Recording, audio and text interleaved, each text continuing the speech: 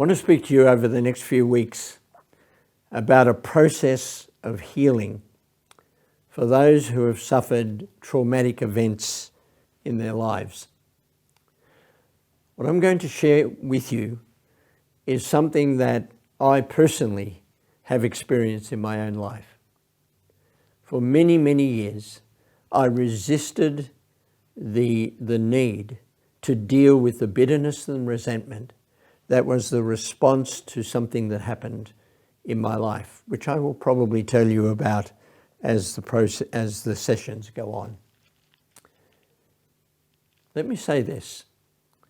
There are many, many people who have been wounded and hurt, who carry much of the blame and the shame of the event in their own lives. It's like they are condemned by what happened. It's like their lives are defined by what happened. And they carry this shame, even though they know that they weren't responsible for what happened, they carry that blame. During the recent Royal Commission on child sexual abuse, one of the things that came out really strongly was that adult people, some of them as old as 60 years of age, still carried the same sense of shame they felt when they were children. Because the reality is, whenever we go through an event, we have feelings related to that event. So we get confused and we tend to carry responsibility for the event simply because of the feelings that we still carry. But it's really important that we learn during these sessions, that we learn that there is a difference between the event and the responses to the event. The perpetrator, is responsible for the event. No abuser of children, no person who has been violent to another can be so without knowing they are doing wrong. You cannot wound a child without knowing you're doing something wrong. They crossed the boundaries. They were satisfying their own desires. They were using their victim. They know that. So they must carry responsibility, and they must carry the consequences as well. And I'm all for people spending their time in jail paying for the price of abuse.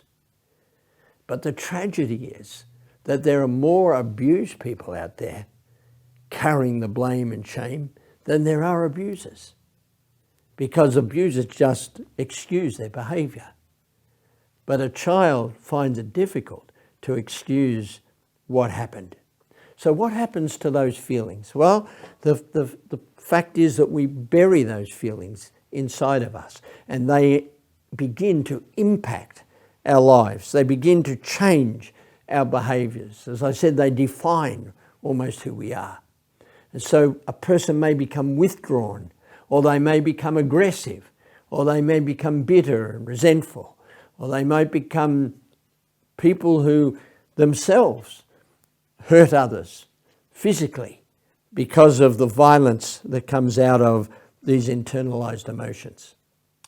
So what I want to say to you today, by way of introduction to the sessions that we're going to have, I want to say this. The perpetrator is responsible for the event.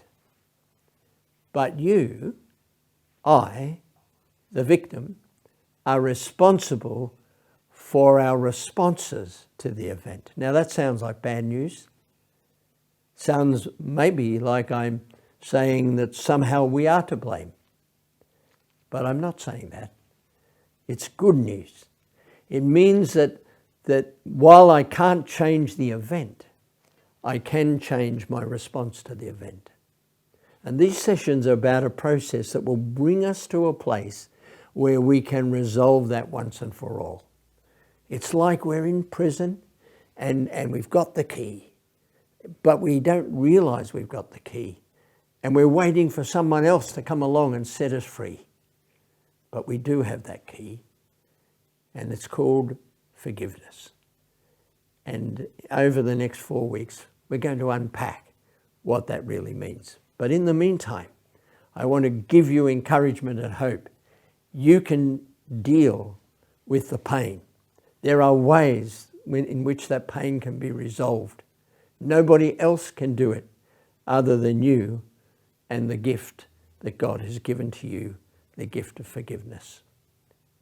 God bless you.